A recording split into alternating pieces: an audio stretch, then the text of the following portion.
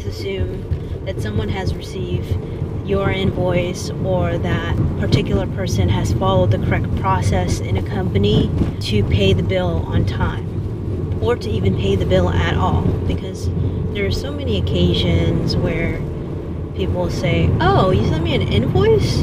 I didn't get it in my email.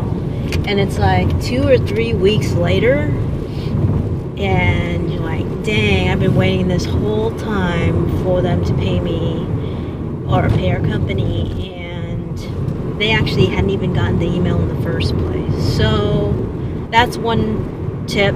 You should always follow up and confirm that people got your invoice. Everything can be in process. You don't have to be stressed out waiting. Sometimes you get checks late because people are part of big organizations and maybe they don't have the accurate information about what the actual turnaround time for something is. You're getting all set up to be paid by your client, and they're part of a large organization, a big company, a big nonprofit, a big school, whatever it is. Ask questions.